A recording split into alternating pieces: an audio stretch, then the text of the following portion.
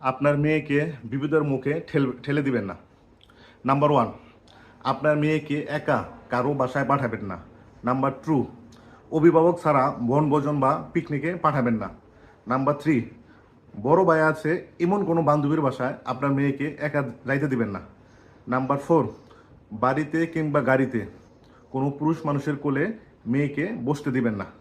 Number six, গৃহশিক্ষক আছে যে বাসায় গৃহশিক্ষক পড়ায়, মানে গৃহশিক্ষক দরজা বন্ধ করে পড়াতে দিবেন না। গৃহশিক্ষককে দরজা বন্ধ করে বন্ধ অবস্থায় কোনো মেয়েকে পড়াতে দিবেন না।